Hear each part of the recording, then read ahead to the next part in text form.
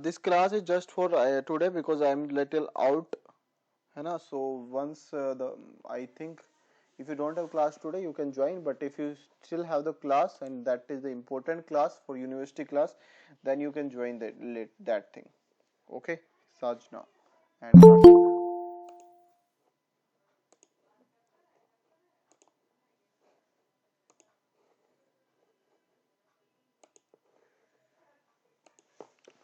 The 5-year-old boy was progressively getting worse compared to the previous 2 months. A chest X-ray has shown the right middle lobe collapse. The right middle lobe tuberculin skin was strongly positive. What is the most characteristics finding in the primary tuberculosis?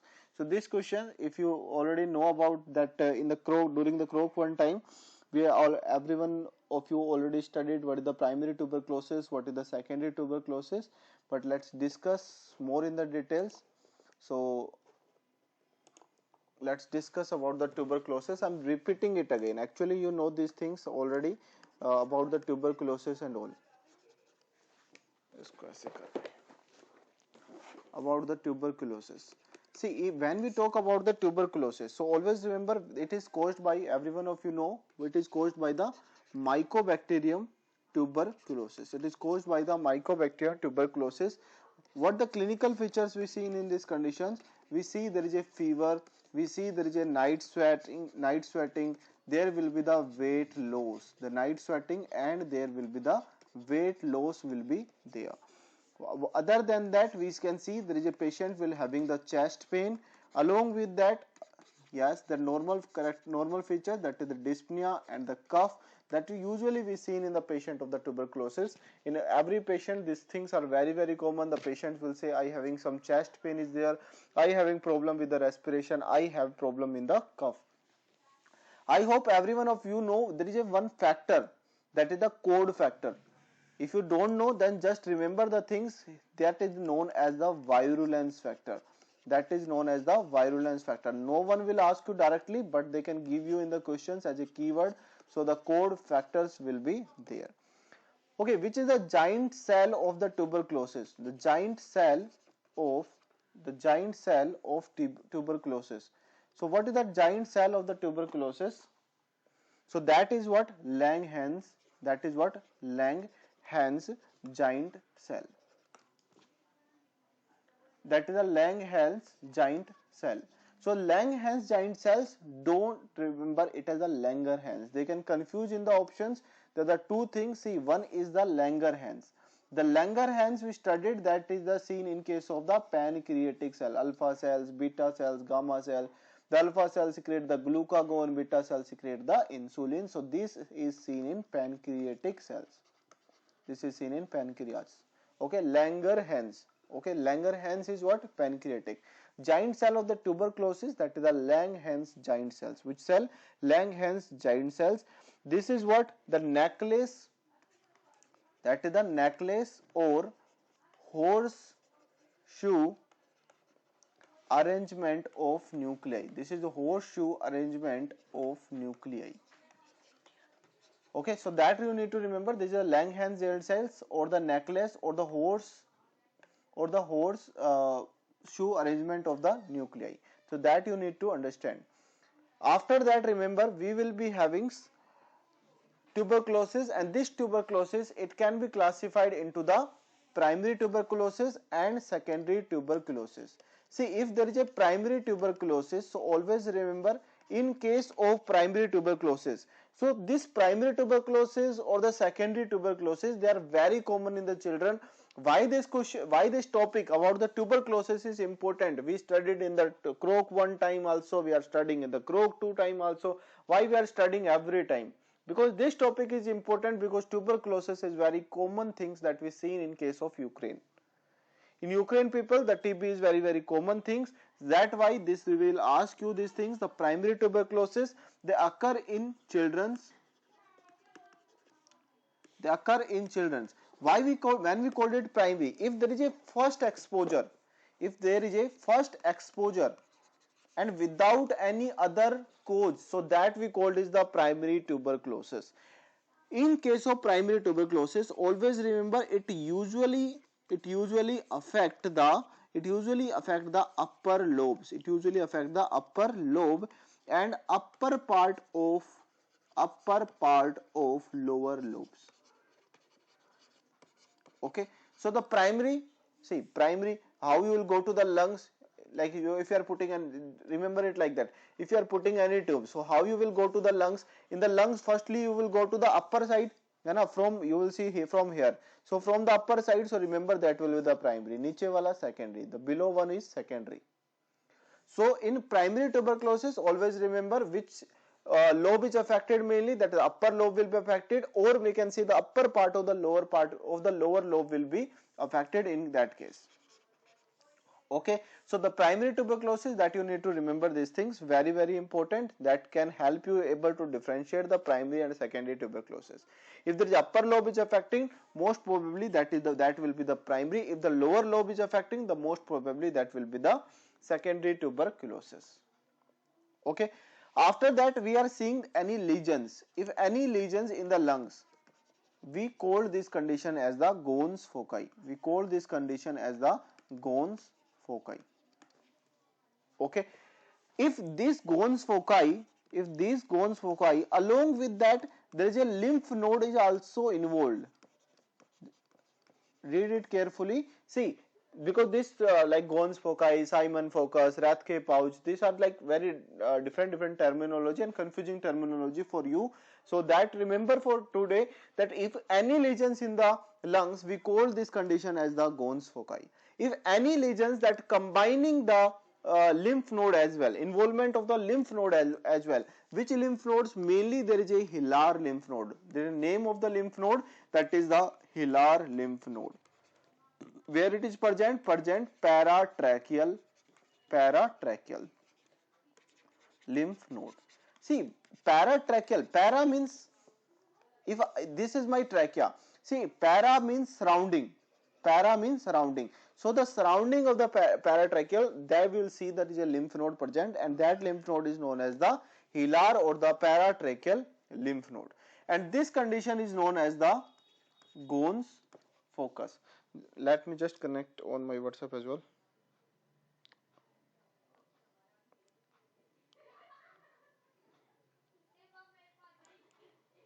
Okay.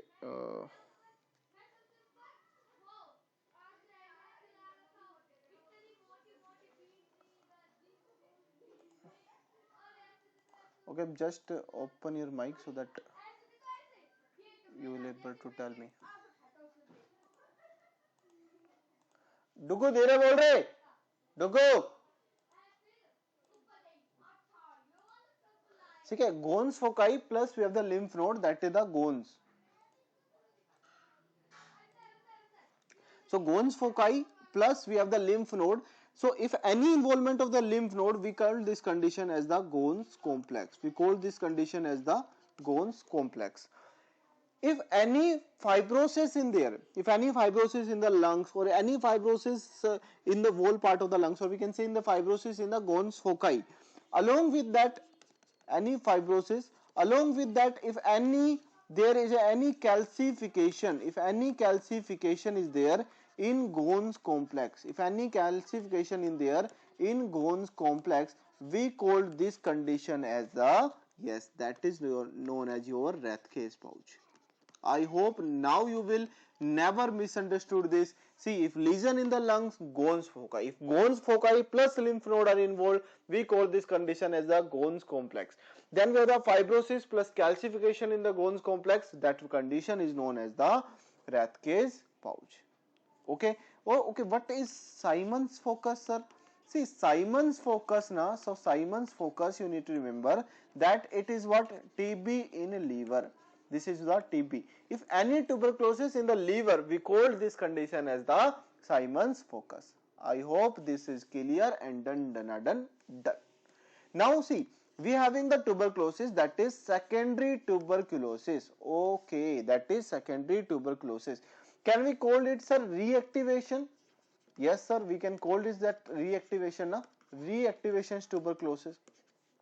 Sir, where it occurs? It also occurs mainly in the children's. Sir, primary also occur in the children, secondary also occur in the children. Yes, sir. In previously But this occur in children, but normally in previously whether it is sensitized children or having the repeat exposures, that we call this condition as the secondary. In previously sensitized or in the previously sensitized individuals or person having the repeat exposure. So and in that conditions we will seeing the secondary tuberculosis. Okay sir, what is the one more term is there called miliary tuberculosis. Every time I confuse why. See, miliary confusion, miliary tuberculosis. You know, in Ukraine we got some millets, yellow, very tiny. So if there is a millet, that shaped lesions is there. If millet shaped lesion is there, if the millet shaped lesion is there, so that condition is known as the miliary tuberculosis. Is it can spread to the other organs? Yes, this condition can spread to other organs as well, and that is known as, that is by which path sir? By hematogenous path, by the hematogenous pathway, means by the blood. I hope this is done. Okay, so this one you have the primary, secondary. Okay, tell me in secondary tuberculosis which part will be affected more? The lower part or the lower lobe will be affected more. Lower path or lower lobe will affected more. Okay, is that clear? I hope no one have any doubt till now. Okay, that's good. Then now let's see the question first. See, in this question we are getting there is a middle shows the right middle lobe collapse. Okay, that is like little, I told you the lower part of the like upper part of the lower lobes or the lower upper part of the lower portion. A tuberculin skin was here we know already, every one of you know that the test we do is the tuberculin test. Tuberculin test, that for the tuberculosis. So the tuberculin test, of course, that will be positive. So this tuberculin test will be positive. And what is the most in the primary tuberculosis? They already given.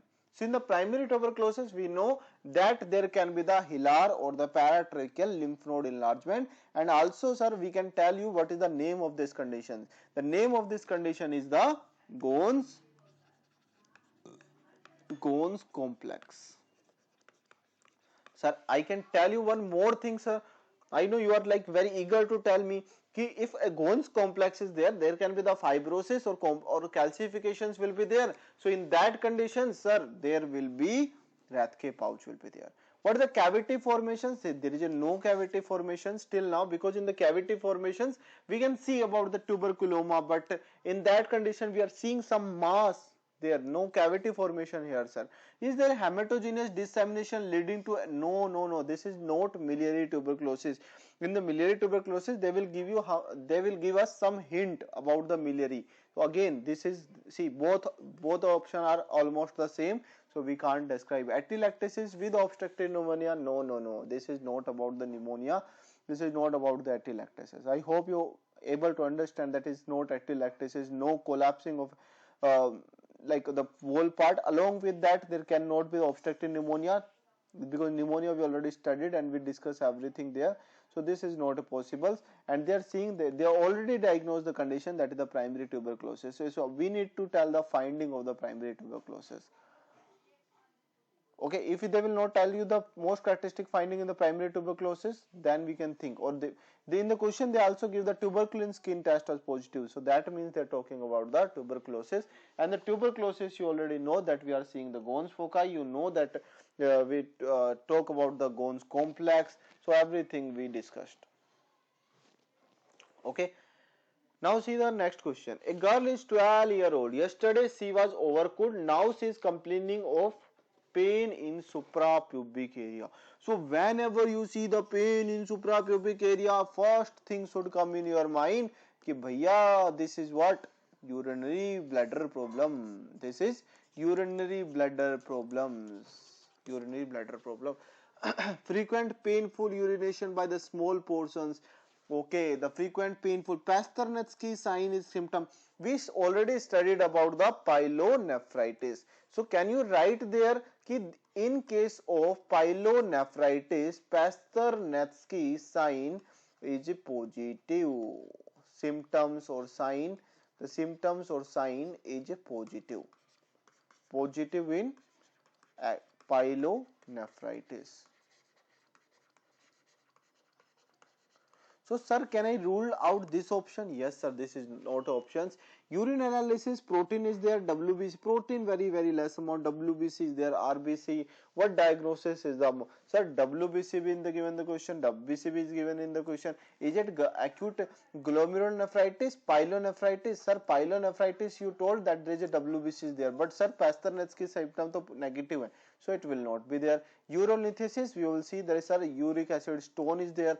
So stone होगा तो sir hematuria होगा, hematuria, and their other findings will be get that we will discuss when we will discuss about the stones. So is it acute glomerulonephritis? No sir, acute glomerulitis we are just seeing there is RBC, but other than that we are not seeing anything.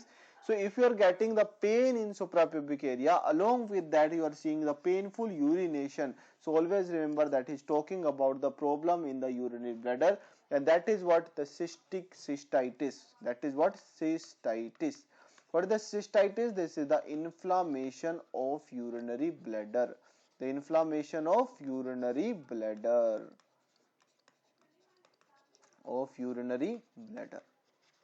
See, sir, in if there is a inflammation of the urinary bladder, can we call this condition there is a the inflammation of urinary bladder? Can we show that there is a painful conditions? Yes, sir. Along with that, sir, there is a many things that cystitis do. See, we have the interstitial cystitis, we have like nephrogenic cystitis, but mainly we see the interstitial nephritis, and along with that we are seeing there is a suprapubic pain. We are seeing the suprapubic pain. Along with that, sir, other symptoms, can you tell us? Okay, I'm writing it here.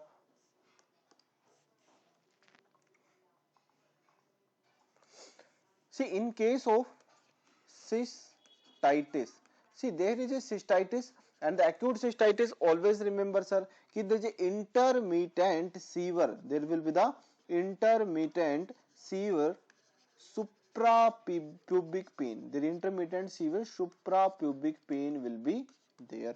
So, sir, there is a what about the urinary frequency? Urinary frequency will be there, that will be increased.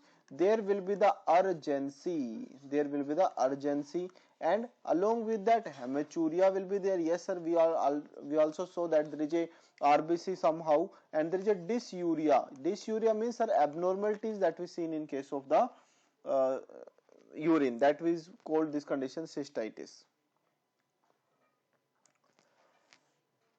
Along with that, we are seeing, when we are seeing the microscopy, on the microscopy we can see that this is the microscopy. What we can see, sir, there is a mucosal ulceration. There is a mucosal ulcerations that is covered by fibrosis and necrosis. Covered by the fibrosis and necrosis. Along with that, what we can see, there is an increased number of mucosal mast cell.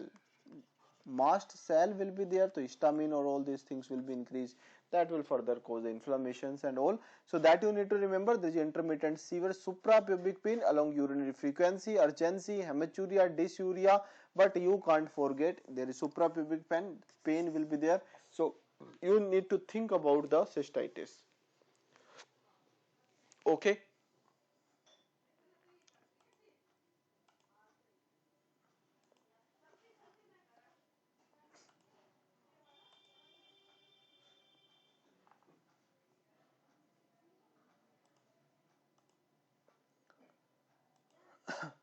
Okay, but I will not able to hear you, so it's better you keep quiet, because I put the mic, and in the mic, if I put the mic, it acts as a like earphone, so that's why I will not able to hear you.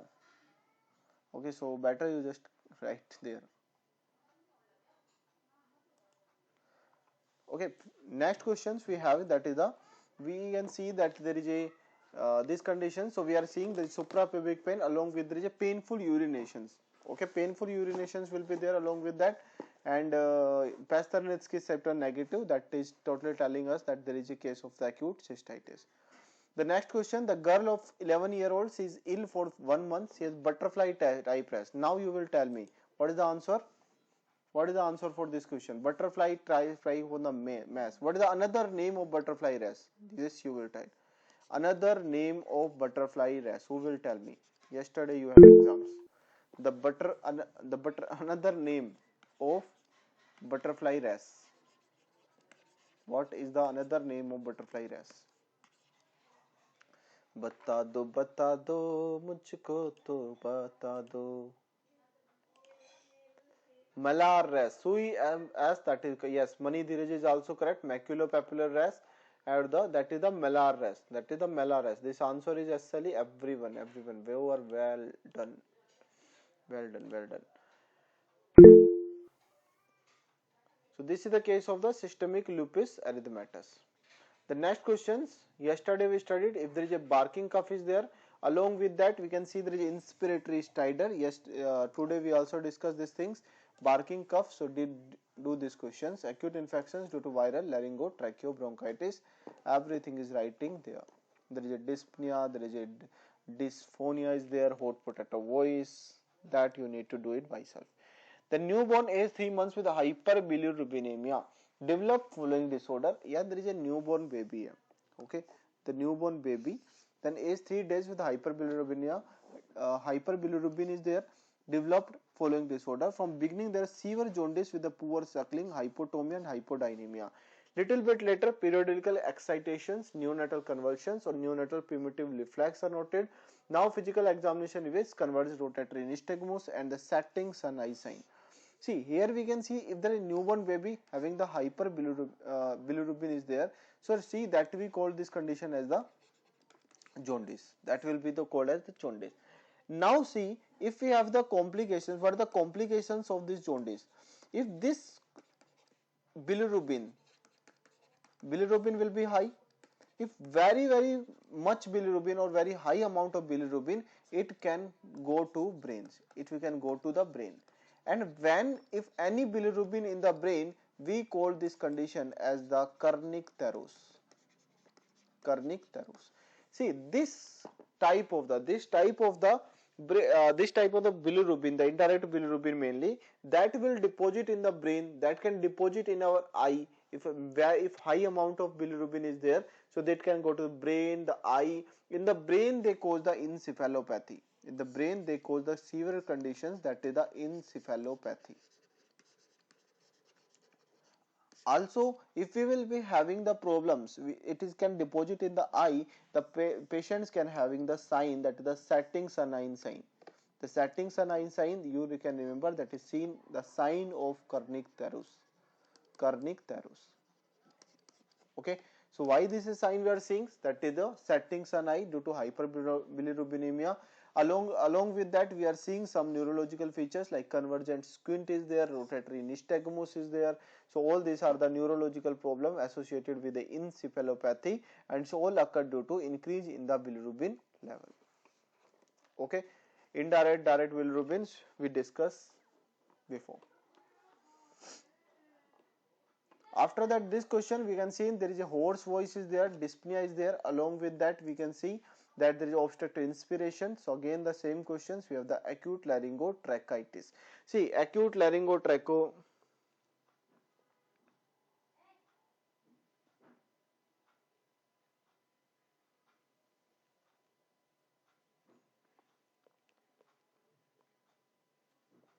Okay, so acute laryngotracheitis, you need to remember there is a parapharyngeal virus that was detected in the nasopharynx. So acute, they can give you acute laryngotracheobronchitis, they can give you acute laryngotracheitis, they can give you acute tracheitis only, they can give you the croup.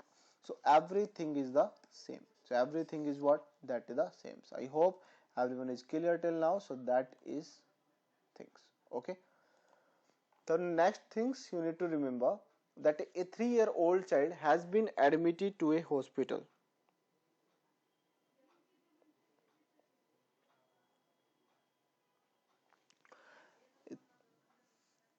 Tomorrow morning I will send you.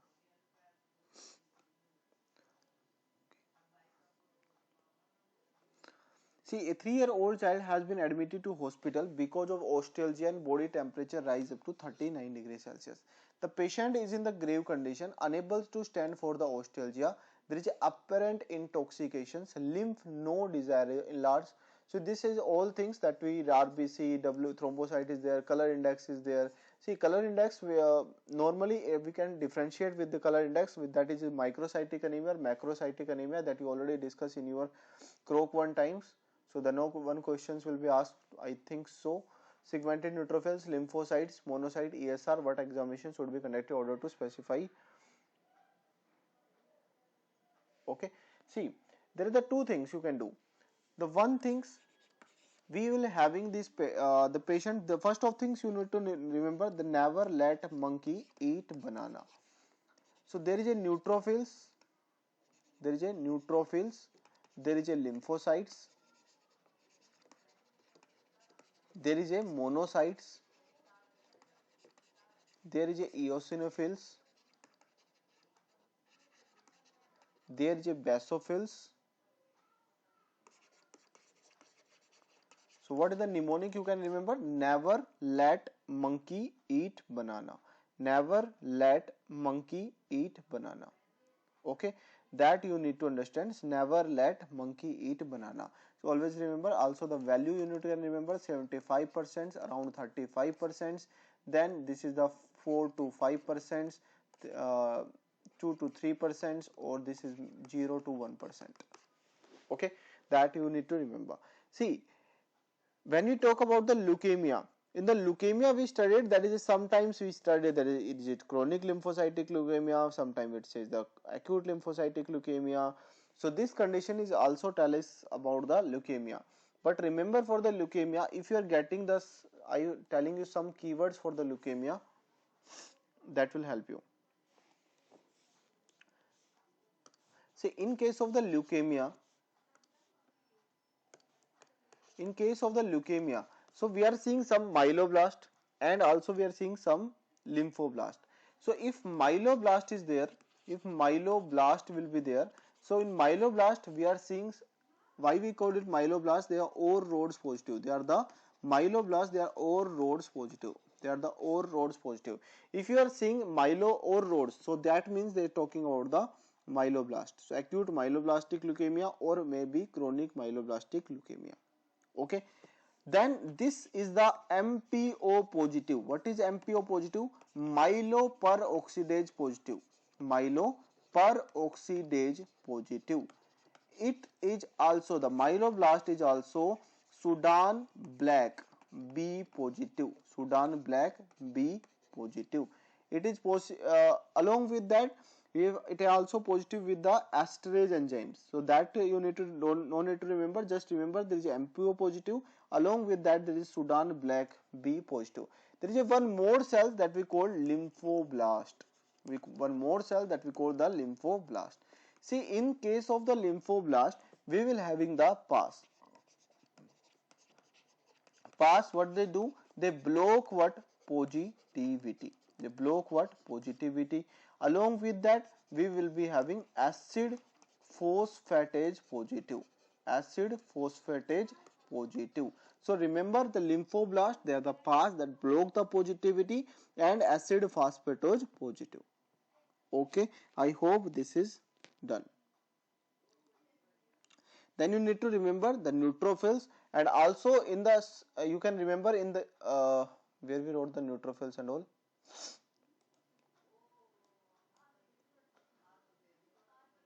Okay, I can't see, you can see that again I'm writing it here so your notes can be seen.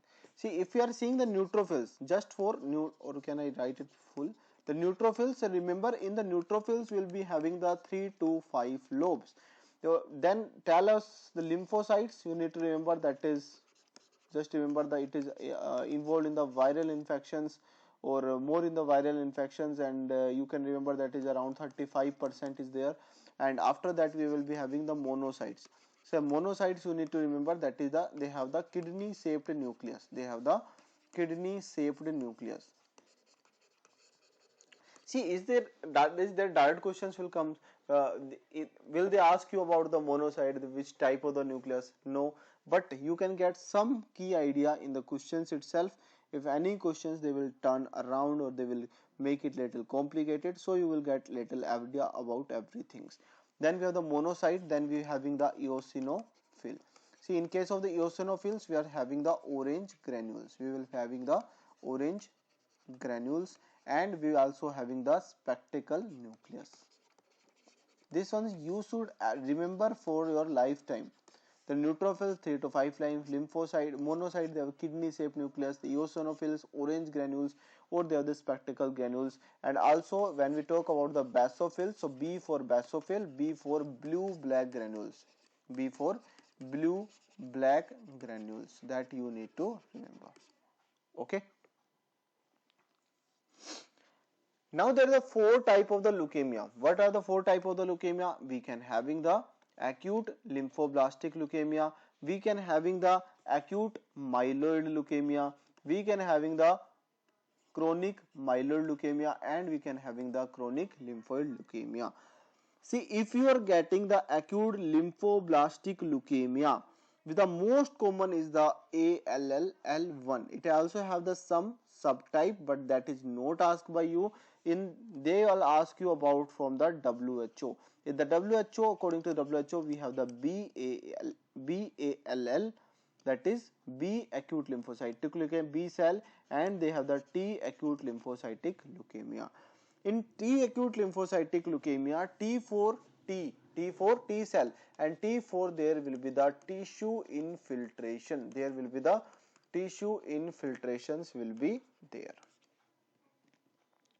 Okay, and remember there will be, we have the lymphoblast, the pass cell will be positive and the acid phosphatase positive. This will be common for both acute or the chronic.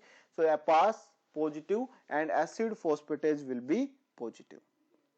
Okay, I hope this is done. Now we can see that acute myeloid leukemia, like some things you already discussed in your Q1 time. Okay, that you need to study, need to recall from there. I am just telling you the little point from the Q2 point of view. In acute myeloid leukemia, we can having the acute undifferentiated, there is a like myeloperoxidase negative. Then we have the in AML, this is the most common association with the translocation, the translocation 821. It is associated with the 821. Okay, along with that, in case of the acute myeloid leukemia, I told you that there is a OR rods present, there will be the OR rods present. So in case of acute myeloid leukemia, we are getting the phagoid cells. Which cell? Phagoid cell. What is the phagoid cell? Which is the phagoid cell? Phagoid cells, and it's mainly seen in type 1, a type AML M3. The type AML M3. What is the phagoid cell? If there is a crisscross of OR rods, that is known as the phagoid. Like for example, this is my OR rods. If this is my cells and we have the OR rods, if we can see there is a loads of what? Loads of OR rods. These are the all are the OR rods that are arranged in the crisscross manners, and this condition is seen in case of the Fogat cell. This condition is shown in the Fogat cell. Okay, I hope this is clear. Then also remember that this condition, it is associated with the DIC, so they can give you some history. This is associated with, and DIC, they can give you some history of the DIC. They can give you some history of the DIC, and the treatment you need to remember that what the treatment they will give, that is the ATRA, that are all trans retinoic acids, then they will give. The treatment for AML or mainly AML M3, the treatment is the ATRA, and that is all trans retinoic acid.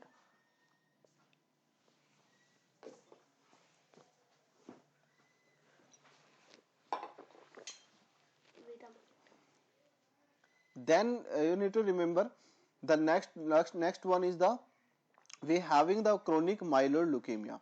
In case of chronic myeloid leukemia, remember the things, the chronic myeloid. See, if we have the again the myeloid cells will be there, and along with that you need to remember the translocation, that is the common in these things 9 and 22. the 9 and 22.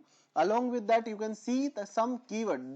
This is not the they will ask you the simple things from the leukemia, and BCR ABL fusions. The BCR ABL fusion, these things you will get in just your questions as a keyword.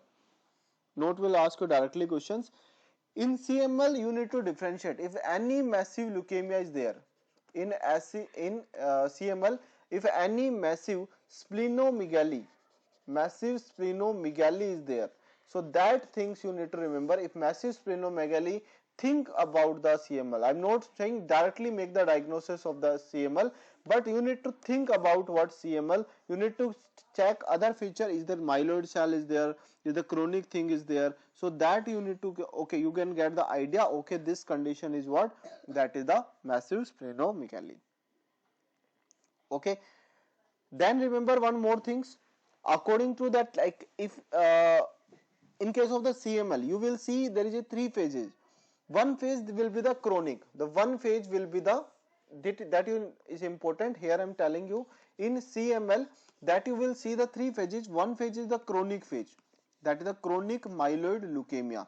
So in chronic phase, that you need to remember, there will be the blast cell. See, normally the blast cell, we know that if more than 10% blast cell is there, you can write anywhere by just putting box, or you can just putting the box here. The blast cell, if blast cell is more than 10%, so that condition is known as the acute. That condition is known as the acute condition. So in the chronic phase, if blast cell is less than what? 10%. If blast cell is less than 10%, so that will be the chronic phase, and we seen in case of chronic myeloid leukemia. After that chronic phase, we will be having accelerated phase. We will be having the accelerated phase. So in case of accelerated phase, we will see the blast cell, that is the blast cell 10 to 19%. The blast cell 10 to 19%. Don't worry, just listen now. I hope I know that you will be now misunderstand this. See, blast cell, we are going to the accelerated phase. The blast cell with the 10 to 19% will be there, and also need to remember, in accelerated phase you are getting the basophils. Normal basophils is what? The normal basophil is 0 to 1%, but here you will see the basophils will be 0 to 20%. Charger लगा रही, charge लगा इसको, हाँ.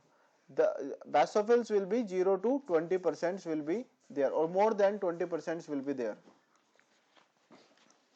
Here, jaldi.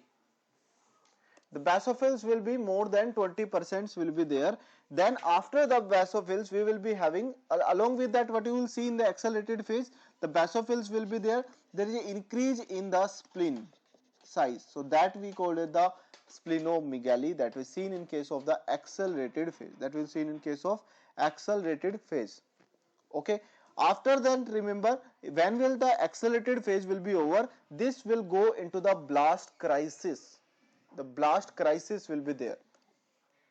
The blast crisis. So if the blast crisis will be there, the blast cell will be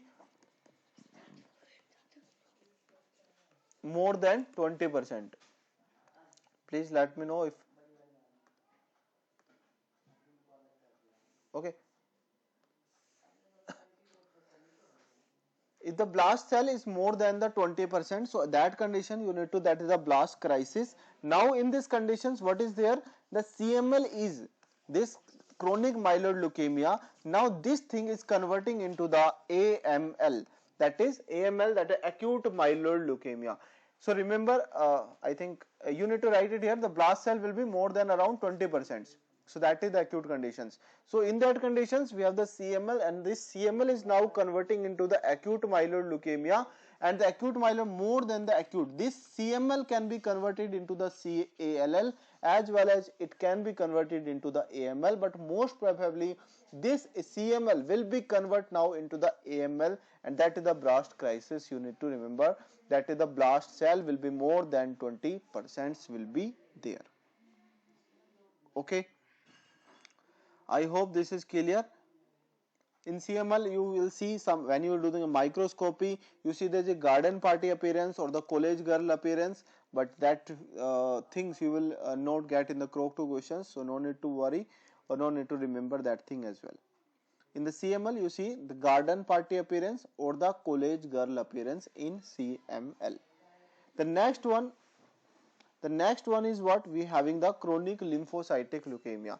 See, in chronic lymphocytic leukemia, what you need to remember, see, we will be in chronic lymphocytic leukemia, there will be the deletion of the 13 Q chromosomes. The deletion of the 30 Q chromosomes, and also remember that in case of CLL, the most characteristic features that can differentiate and of all these leukemia, if you are getting the smudge cell and basket cells. That's why it becomes easy to differentiate if you are getting the smudge cell and basket cells. Just close your eyes and mark the answer CLL. Smudge cell and the basket cells. Okay, that you need to understand. And in this condition, what is type of that convent schoolgirl appearance we seen in case of the CLL? Again, that will be not given in the Croc 2 exam, so don't worry. But CML, you need to remember there was the massive splenomegaly. AML, you will getting the crisscross of the ore rods. If ore rods is not given in the question, they can give you some characteristic features like that you need to check. Okay, this thing is talking about that thing. Okay, then you need to remember the CML. We have the chronic phase, the blast cell, then accelerated phase, and we are having the not blasted, that is the blast crisis. Okay, I hope this is done. Okay, guys.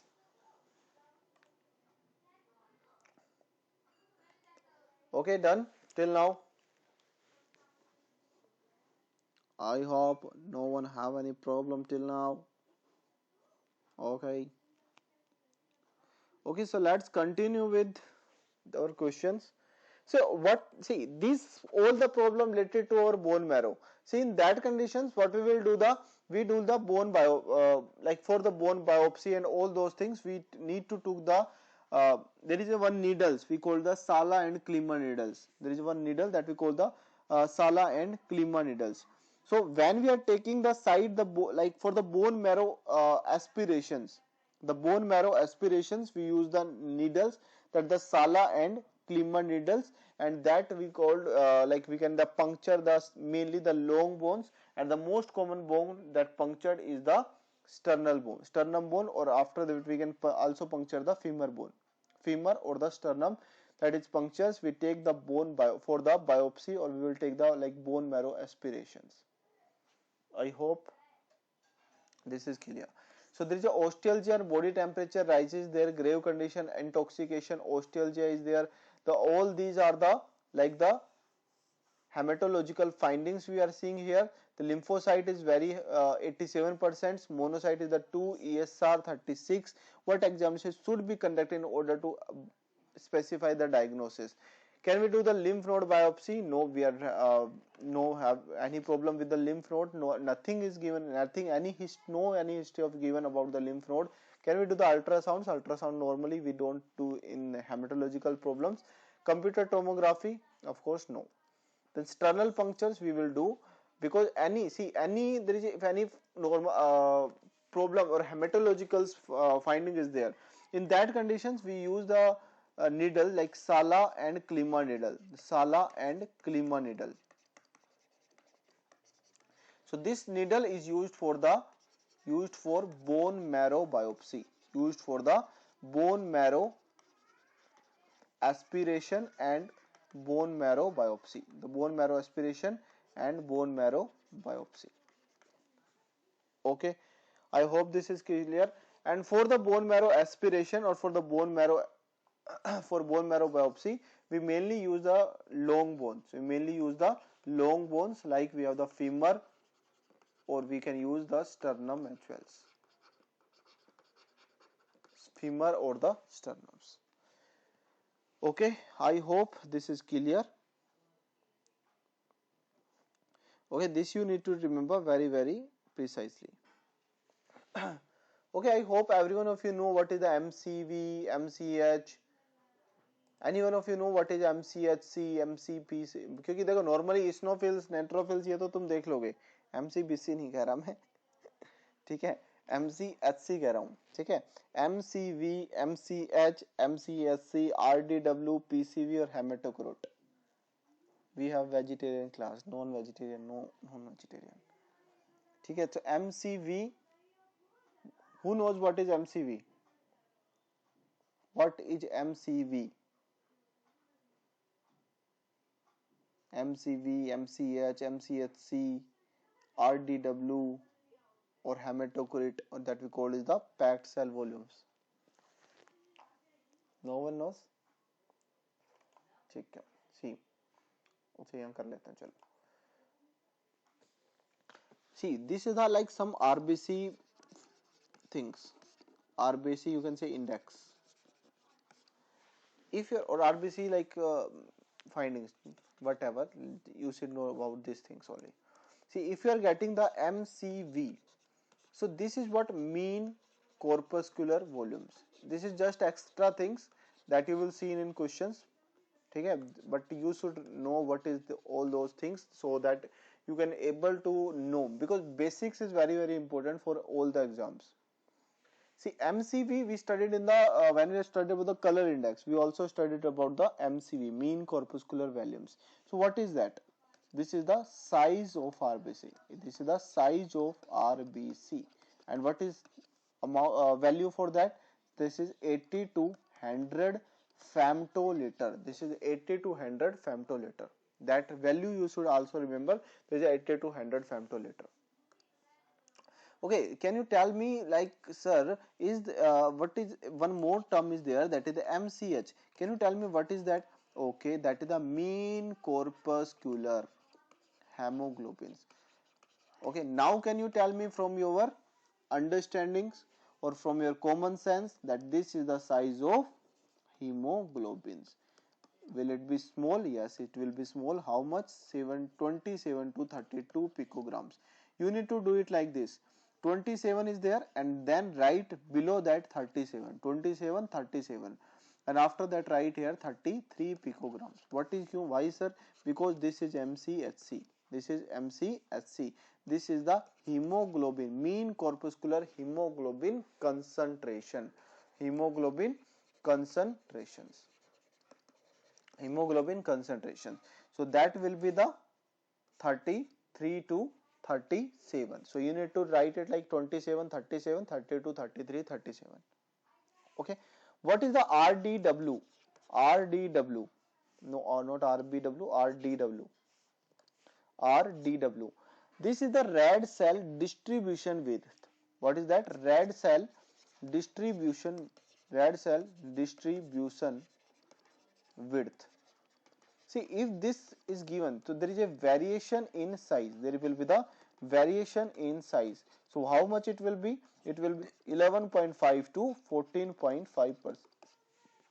See this.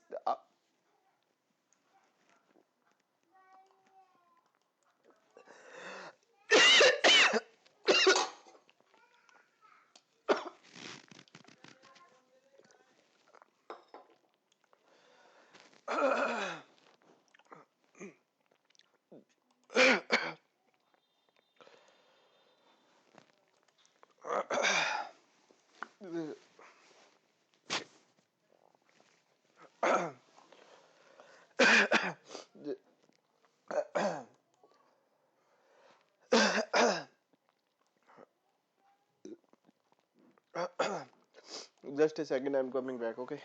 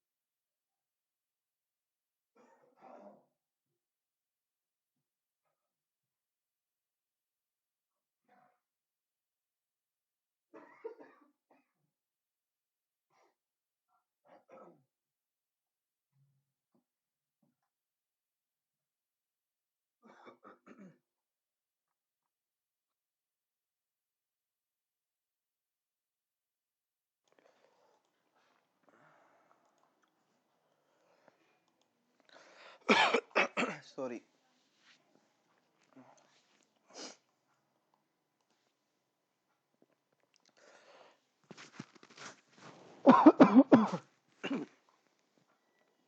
Is my voice clear?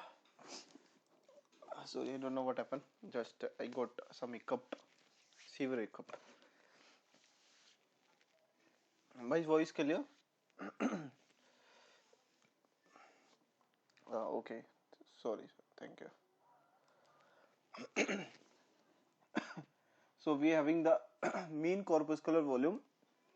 We are having the size of RBC 80 to 100, mean corpuscular hemoglobin, the size of hemoglobin 27 to 32 picogram.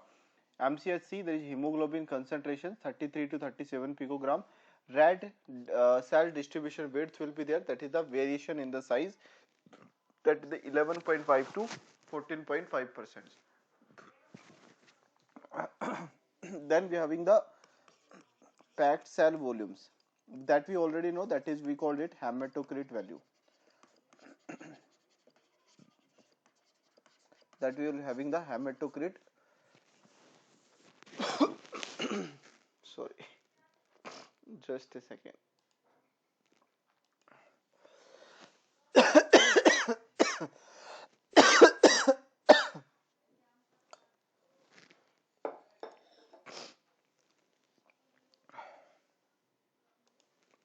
So we are having the mean corpuscular value, we have the mean corpuscular hemoglobin concentrations 33 to 47 picogram, red cell distribution with variation in the size 11.5 to 14.5%.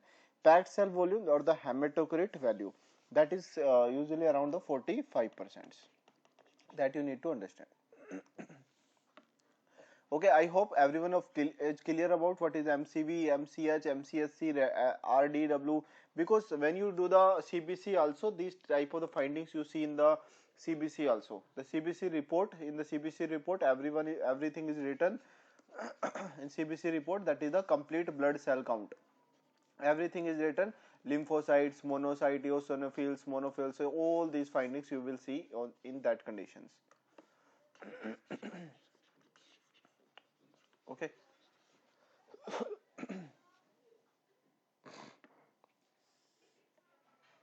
Okay, so let's continue with that. I'll think let's take a little break so I can be just relax. I let's take a 5 minutes break, okay? Then a 5 minutes break, and after that we'll start.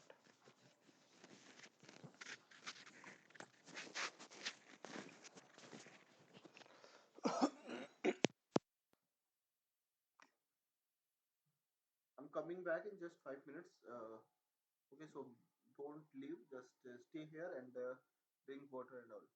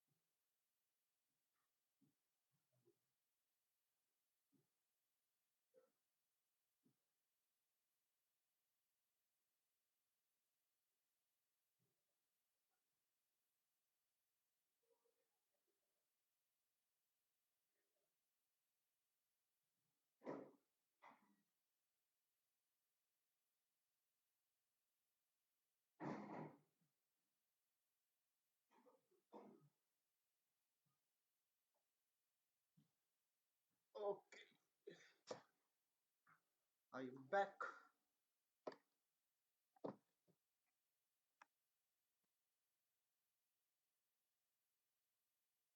I am back. Okay, let's come back.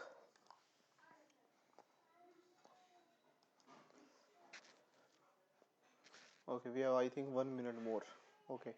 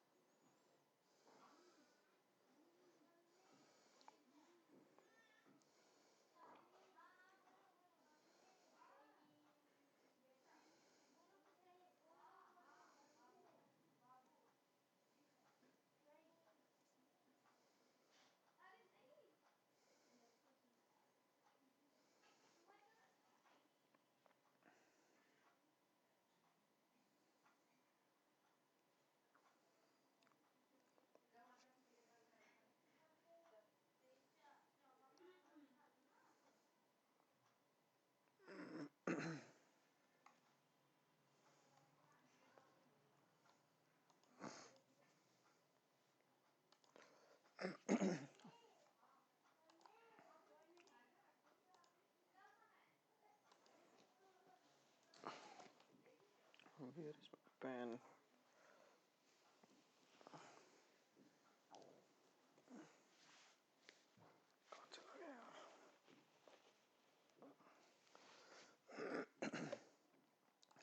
Okay, so let's continue with the next questions. So, hello, hello, hello, hello, hello, hello. The Apgar test done on a newborn girl at first and fifth minute after the birth gave result of the 7 to 8 score. During the delivery, there was short-term difficulty with the extraction of the shoulder girdle. After birth, the child had the proximal extremity dysfunctions.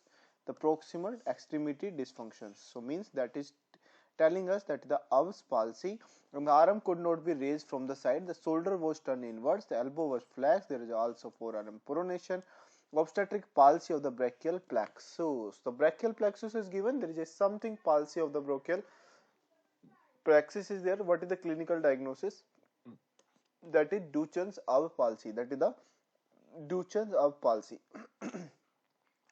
Okay, so let's continue with the, there is a two things or the two, the brachial plexus. I will share you one video today if you want to watch, but that is the not important for now. Just we have the important, the brachial plexus some pathology. So what is we having? They have the Av's palsy and we having the Klumpsky palsy.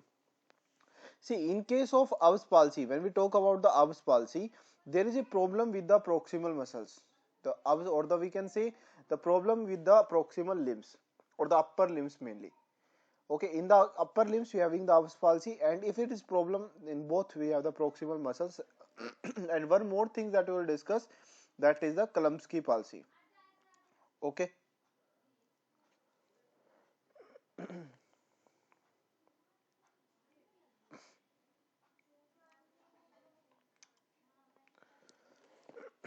See, Av's palsy, but there will be the, so let's write it. In Av's palsy, there will be the injury of, upper limbs. There will be the injury of upper limbs. Now you need to remember the nerve root as well. See, the nerve root involved, that is C5 and the C6. In brachial plexus, we have the nerve root C5, C6, C7, C8 and T1. So this is the nerve root of the brachial plexus. Out of that, if the nerve root C5, C6 is involved, so that nerve root we are having the Av's palsy. That is known as the Av's palsy. What is the cause of that? The Av's palsy mainly it is called like if we are like excessive suppression of head and the shoulder, so that lead to the Av's palsy. The excessive, undue suppression, not separation, suppression of head and shoulder. If this suppression will be there, that can lead to the Av's palsy, that can injure the C5, C6 nerve root, and due to which we are getting some deformities in the in these conditions. And what are the deformity? That will be the policeman deformity. The policeman deformity. How the police will take the some the corruption, like the corrupted police, so they will put the like the waiter's tips, or we can the policeman deformity. The policeman deformity, or other we can give it as the waiter's tip deformity. Other than, we also called it porter tips deformity. So this you need to remember. If you have the policeman deformity, so what will be the position of the hand? The position of the hand or the position of the limb? See, the position of the limb in these conditions will be, there will be adduction will be there, extension will be there, adduction will be there, extension will be there, medial rotation will be there, medial rotation of the hand. Along with that, we see there is a pronation. So extension of what? The extension of the elbow, the extension of the elbow, and pronation of the hand will be there. Pronation, what we called it? The palm is on the prone side, so that is the pronation. So medial rotations will be there, adduction, extension, medial rotation, that you need to remember. Okay, that is what?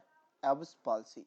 Which now from the C5 or the C6, the nerve they are involved, or the nerves that supply, the nerve involved is, remember, that is axillary nerve, the axillary nerves, musculocutaneous nerve, musculocutaneous nerve, because these all the nerves that is like originated from the C5 or the C6 nerve root, and the suprascapular nerve. See, this axillary nerve we know that help in the, that supply the deltoid muscles, that supply the, this axillary nerve they supply the deltoid muscles, and also supplied the teres minor, that also supplied the teres minor. We know that this deltoid muscles they help in the abduction of the hand, they help in the abduction of the hand. I will show you in the video, but I think my camera is not good today. See, there is abduction of the hand that is seen due to deltoid muscles. So that you need to remember, the axillary nerves, if they injured, there will be the problem in the abduction. Then what the muscles will be involved? Of course, that will the deltoid muscles, triceps muscles, musculocutaneous nerves, they supply the BBC. What is the BBC? Biceps muscles, brachialis muscles, coracobrachialis muscles. What are the muscles? BBC, brachialis muscles, biceps muscles, and the coracobrachialis muscles. Along with that, we have the suprascapular nerves that supply the supraspinatus, infraspinatus, supinatus muscles. So that will cause the muscles problem. Muscles involved here, the axillary nerves, musculocutaneous, and the suprascapular nerves. Okay. The next one we having, that is the other, is the Klumpke palsy. The Klumpke palsy. The Klumpke palsy.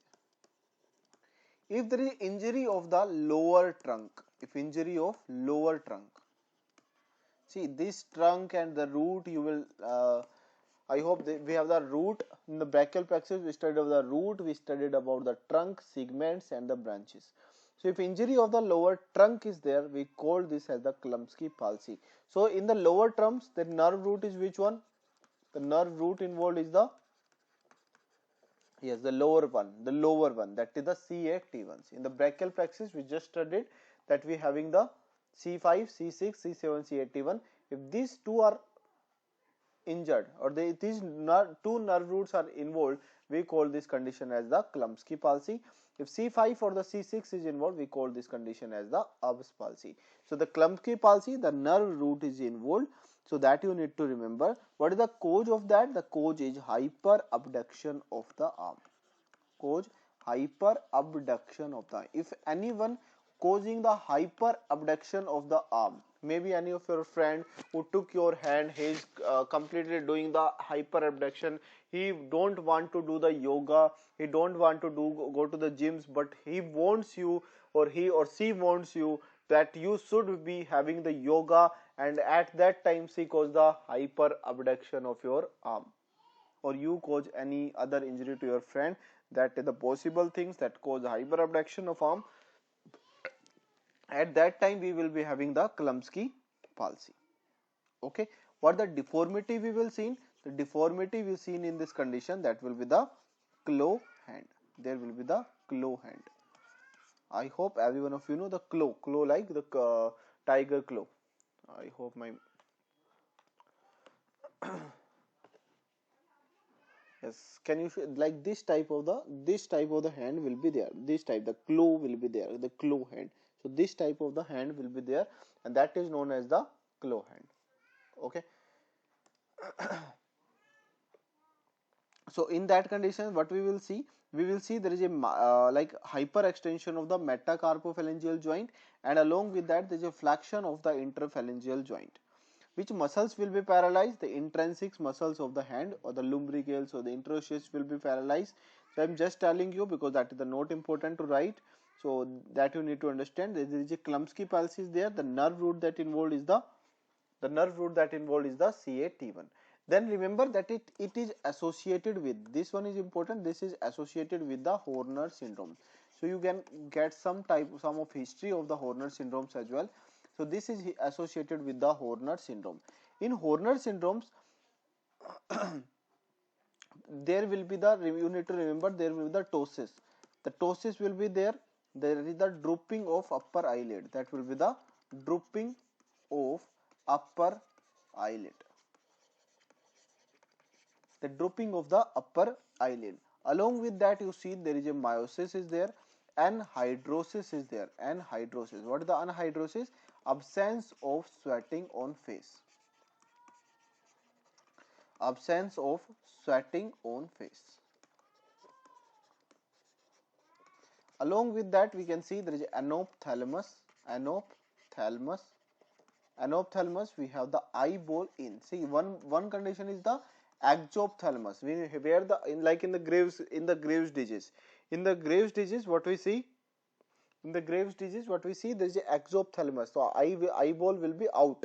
In anophthalmos, what we will be having? Eyeball will be in. Eyeball will be in case of anophthalmos, and along with that, we will be having the loss of ciliospinal reflex. We will be having the loss of ciliospinal reflex. So we are having the ptosis, we are having the meiosis and hydrosis and ophthalmos and the loss of ciliospinal reflex, that you need to remember. Okay.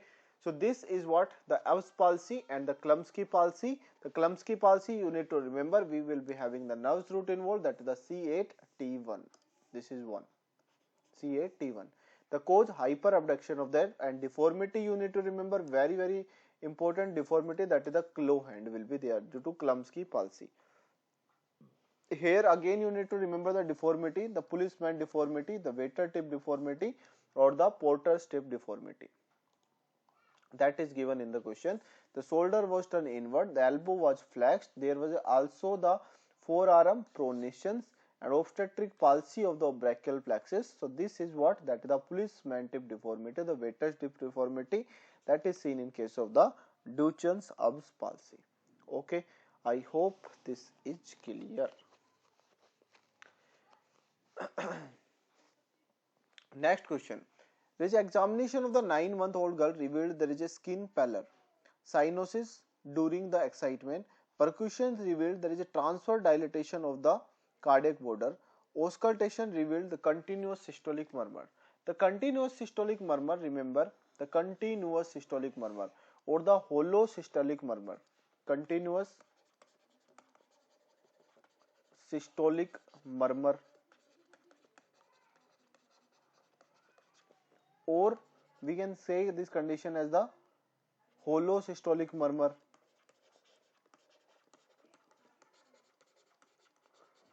or we can say this condition as the, there will be the machine like murmur.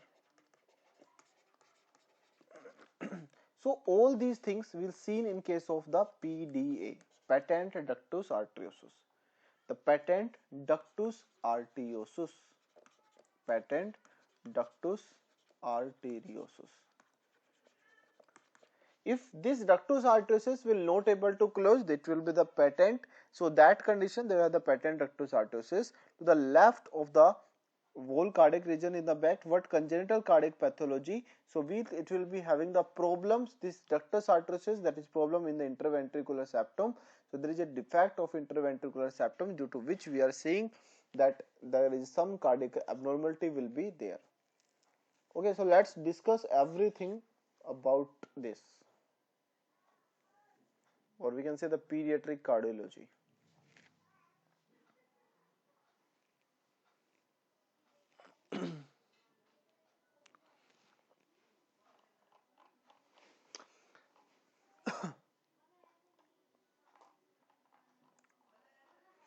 You can write the headings about the pediatric cardiology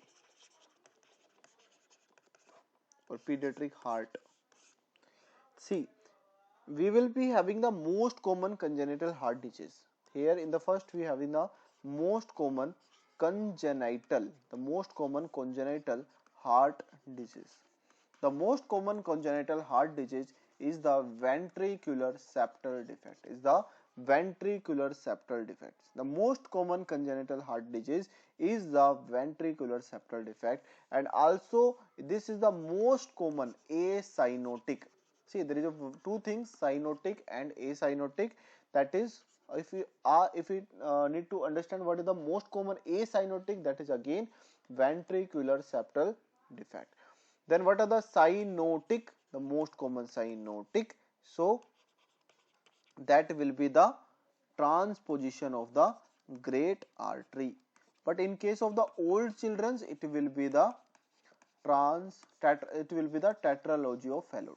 So that you need to remember. These are the important most common acyanotic and most common congenital heart disease that you need to understand, very very important. Okay, then remember that we having one condition that called the triology of Fallot. We have one condition that we called the triology of Fallot. These are very very important. All these topics that I am going to cover it now, this is the all are the important topics. So please be focused. We have the triology of Fallot.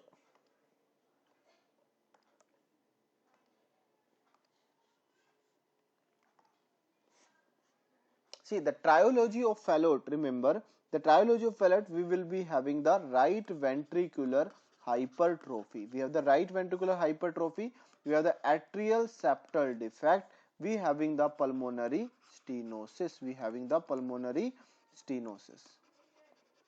Okay, what is that? Right ventricular hypertrophy, atrial septal defect. Along with that, we are getting the pulmonary stenosis. Okay, then one more condition. Sometimes we see the tetralogy, means there is a four things will be there. The tetralogy of Fallot. You need to remember, there will be the right ventricular hypertrophy. Sir, is there also the VSD? No. VSD, there will be also the ASD. ASD will be no in tetralogy of Fallot. That you need to remember. In tetralogy of Fallot, we having the VSD. Everything about you need to remember, there will be the VSD. Along with that, we will be having the overriding of aorta. And along with that, we will be having the progressive pulmonary stenosis.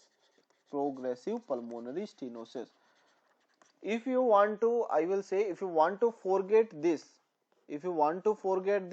forget this. But this is very very important. You need to remember by hook and crook. The tetralogy of Fallot, right ventricular hypertrophy, ventricular septal defect, overriding of aorta, progressive pulmonary stenosis.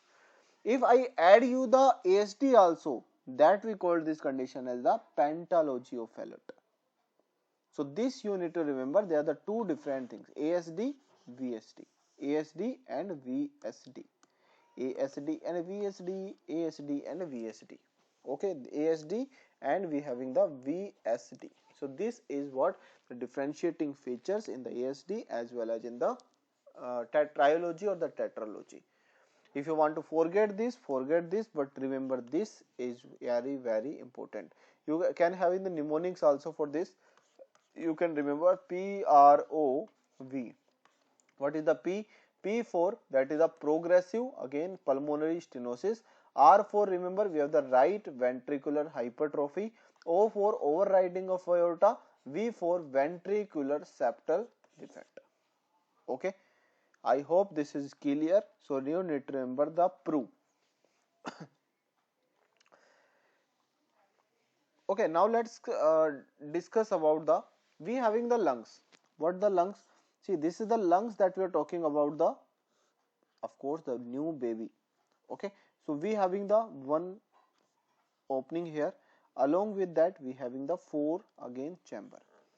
So this opening, this is fossa ovalis. This is the fossa ovalis. What the opening? Fossa ovalis.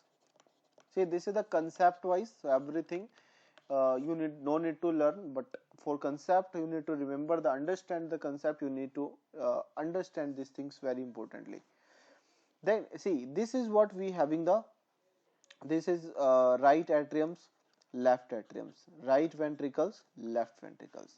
Every one of you knew that from the right ventricles we will be having the pulmonary veins. So there can be the inferior vein, the pulmonary aorta. From the right vein, I hope every one of you know what which artery will be there. There is a pulmonary aorta, and from the left ventricles we having the aorta, that like descending aorta. So between the aorta and pulmonary we have one opening is there, and this opening is known as the ductus arteriosus. Please make the diagram with me. This is what? Ductus arteriosus. The ductus arteriosus. Okay. Now this is pulmonary artery. Now this pulmonary artery will go where? It will go into the lungs. It will go into the lungs, and in the lungs we will be having, like, this is the lungs. This is the lungs. Is baby lungs are mature? No, they are not mature. No surfactant is there.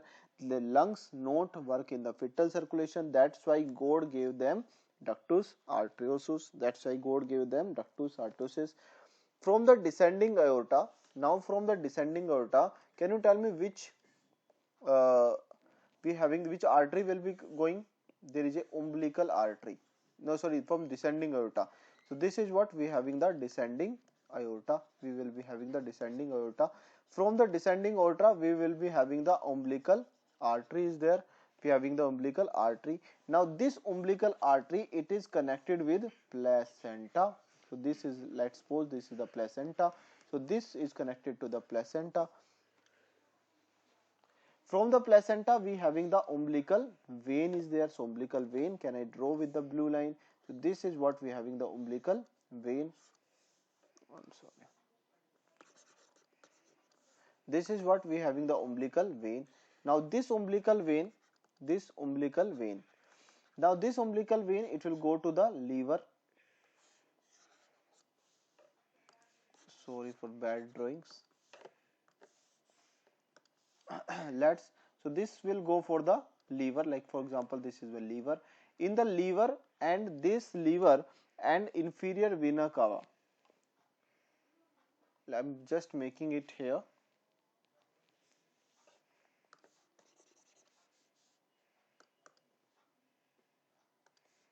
This is what? Inferior vena cava, and from this inferior vena cava we have the here liver.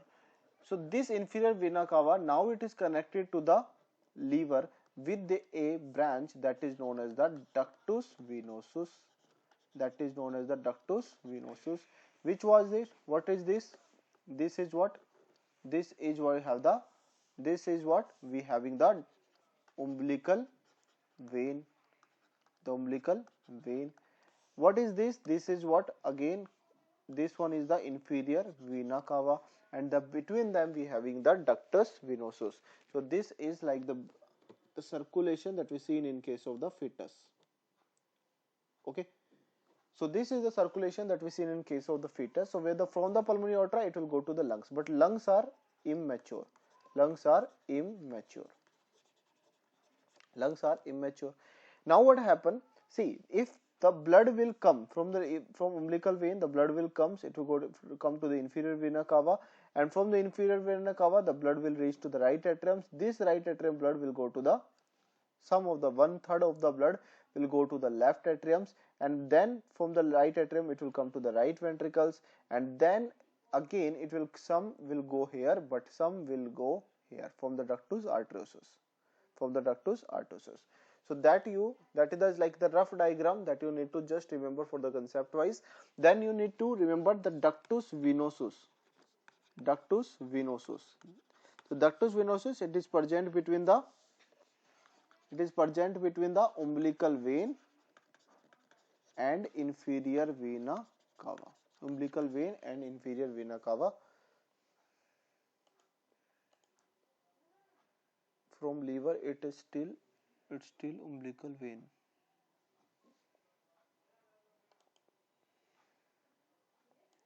Yeah, from liver it's still umbilical veins. Okay, or we can say the like portal vein. Sorry.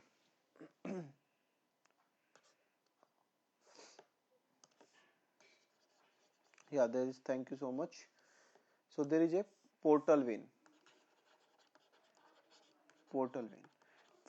The umbilical vein. So we having the portal vein and inferior vena cava. So this is you are correct. So there is a portal vein and the inferior vena cava. There is a portal vein and inferior vena cava. They have the ductus venosus. Then remember we having the after that we having the this remember ductus venosus. That you need to remember there is portal vein. The ductus arteriosus, it is present between the pulmonary aorta and the descending ductus arteriosus. It is between the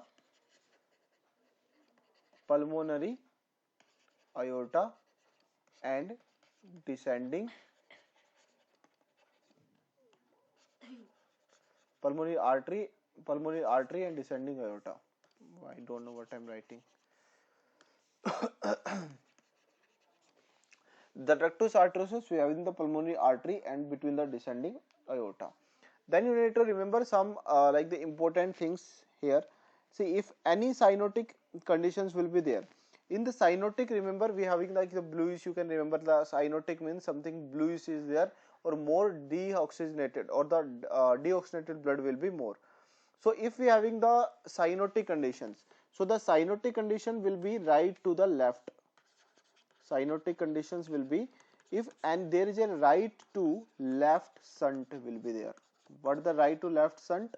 If the blood is flowing from the right to the left side, so that causes the cyanotic problem, and that is seen in case of pulmonary stenosis, that is seen in case of the tricuspid stenosis, along with that atrial septal defect. So this is what pulmonary stenosis, tricuspid stenosis.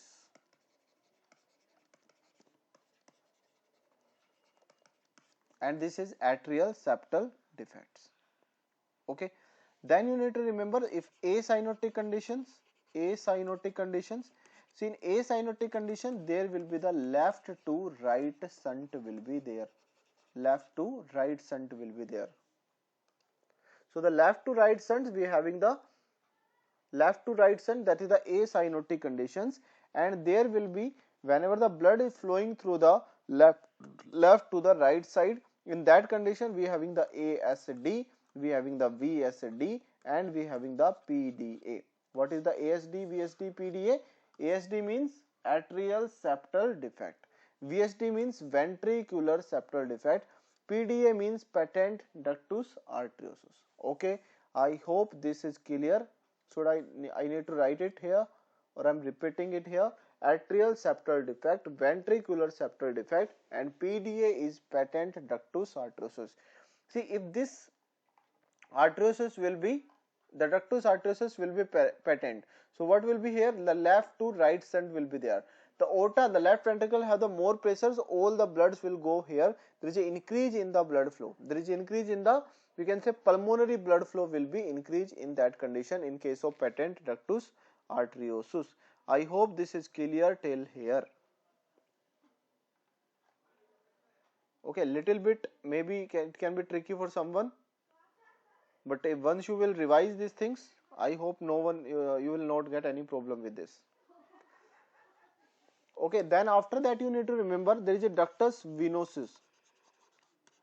The ductus venosus, we know that ductus venosus normally the functionally closure after the removal of the placenta. So when we are removing the placenta, after removal of placenta, it will close. And anatomical closings, this is the like physiological closing, physiological. But anatomical closings, the anatomical closing, so that will be done at the 7th age. That will be done at the 7th age. Ductus arteriosus you studied already. When it will be physiological closings, remember 10 to 15 hours. That is 10 to 15 hours, and it will be 10 to 21 days. 10 to 21 days, that you need to remember. Okay, then you can also remember the ductus venosus, we will be having the ligamentum, it is closed with the ligamentum arteriosum, ligamentum arteriosum. Okay, I'm writing it very fastly because these things you already covered in Croc once, and maybe they can ask you, but most probably these things will be less in your Croc 2 exams. Okay, so that you need to remember ligamentum venosum. Very sorry, आज पता नहीं क्या हो रहा है. Ligamentum venosus and the ductus arteriosus. Remember, we will be having the, it is closed with the anatomical closings will be with the help of ligamentum arteriosum. Okay, ligamentum venosus and there is a ligamentum arteriosum. Okay, for the PDA we can give the treatments like the ibuprofen or the indomethacins to close the PDA.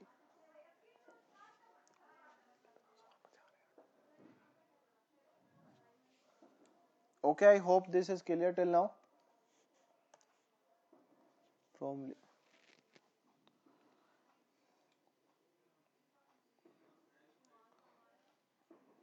how many? Okay, I think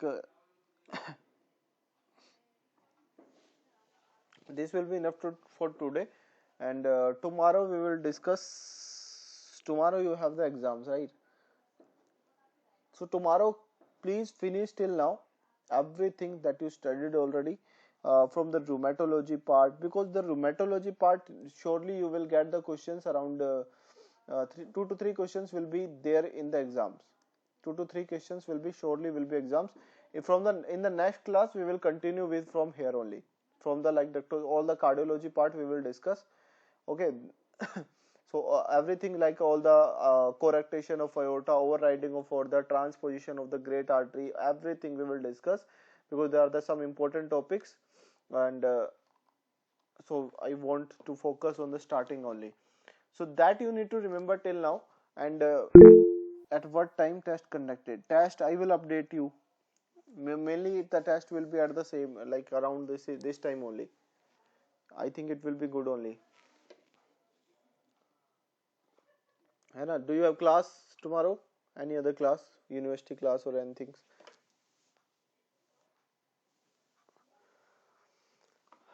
Okay, 1 second. Just a second, so I can open your mic.